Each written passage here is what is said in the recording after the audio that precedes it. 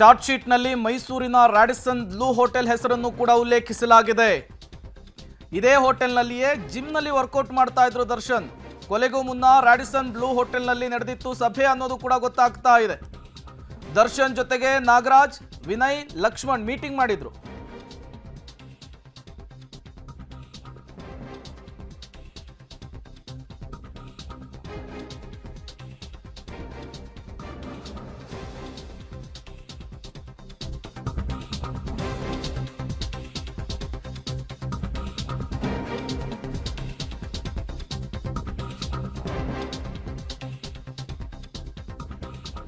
ದರ್ಶನ್ ಜೊತೆಗೆ ನಾಗರಾಜ್, ವಿನಯ್, ಲಕ್ಷ್ಮಣ್ ಕೂಡ ಮೀಟಿಂಗ್ ನಲ್ಲಿ ಭಾಗಿಯಾಗಿದ್ರು.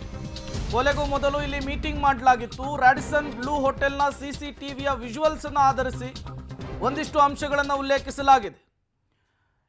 ಈ ಹತ್ಯೆ ನಡೆಯುವ ಮೊದಲು ರಾಡಿಸನ್ ಬ್ಲೂ ಹೋಟೆಲ್ ಇಲ್ಲಿ ಸಭೆಯನ್ನ ಮಾಡಿದ್ರು. ಇದೇ ವಿಚಾರಕ್ಕೆ ಸಂಬಂಧಪಟ್ಟಂತೆ ಪೊಲೀಸರು ಆ ಹೋಟೆಲ್ಗೆ ಹೋಗಿ ಅಲ್ಲಿ ಸಿಸಿಟಿವಿ ಫುಟೇಜ್ ಅನ್ನು ಕೂಡ ಕಲೆಕ್ಟ್ ಮಾಡಿದ್ರು. ಆ ಸಿಸಿಟಿವಿ ಫುಟೇಜ್ನ ಆಧಾರದ ಮೇಲೆ ಈಗ ಹೋಟೆಲ್ನ ಹೆಸರನ್ನು ಕೂಡ ಉಲ್ಲೇಖಿಸಿರುವಂಥದ್ದು.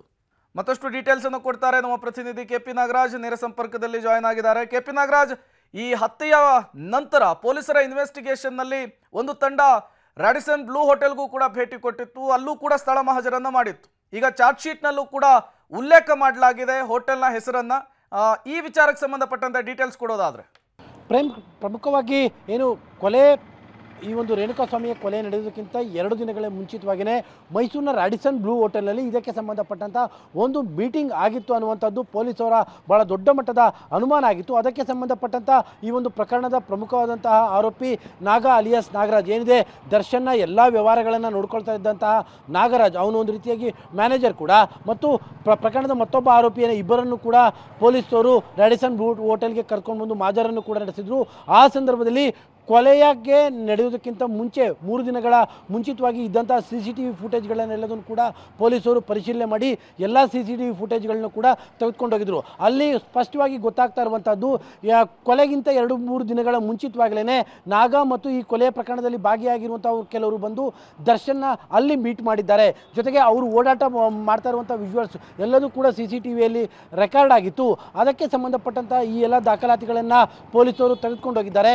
ಈಗ ಆ ಚಾರ್ಜ್ ಶೀಟ್ನಲ್ಲೂ ಕೂಡ ರಾಡಿಸನ್ ಬ್ಲೂ ಹೋಟೆಲ್ನಲ್ಲಿ 2-3 ದಿನಗಳ ಮುಂಚೆ, ಪ್ರಕರಣ ನಡೆಯುವುದಕ್ಕಿಂತ 2 ದಿನ ಮುಂಚೆ ನಡೆದಂಥ ಬೆಳವಣಿಗೆಗಳೇನು, ಯಾರು ಯಾವ್ಯಾವ ಸಂದರ್ಭದಲ್ಲಿ ಬಂದು ದರ್ಶನ್ ಅವರನ್ನು ಭೇಟಿ ಮಾಡಿದ್ರು. ಯಾಕಂದರೆ ದರ್ಶನ್ ರಾಡಿಸನ್ ಬ್ಲೂ ಹೋಟೆಲ್ನಲ್ಲೇ ಪ್ರಕರಣ ನಡೆಯೋದಕ್ಕಿಂತ 1 ವಾರಗಳ ಮುಂಚಿತವಾಗಲೂ ಕೂಡ ಅಲ್ಲೇ ಉಳ್ಕೊಂಡಿದ್ರು. ಯಾಕೆಂದರೆ ಡೆವಿಲ್ ಚಿತ್ರೀಕರಣ ಇದ್ದಂಥ ಕಾರಣಕ್ಕೋಸ್ಕರವಾಗಿ ಅವರು ಅಲ್ಲೇ ಉಳಿದಿದ್ರು. ಹೀಗಾಗಿಯೇ ಆ ಒಂದು ದರ್ಶನ್ ಅವರನ್ನ ಯಾರ್ಯಾರು ಭೇಟಿಯಾಗೋಕ್ಕೆ ಬಂದಿದ್ರು ಮತ್ತು ಎಂಟ್ರಿ ಆಗುವಂಥದ್ದು, ಎಕ್ಸಿಟ್ ಆಗುವಂಥ ಎಲ್ಲ ಫುಟೇಜ್ಗಳು ಕೂಡ ಪೊಲೀಸರಿಗೆ ಲಭ್ಯವಾಗಿತ್ತು. ಅದನ್ನೇ ಅವರೀಗ ಚಾರ್ಜ್ ಶೀಟ್ನಲ್ಲೂ ಕೂಡ ಮೆನ್ಷನನ್ನು ಮಾಡಿದ್ದಾರೆ.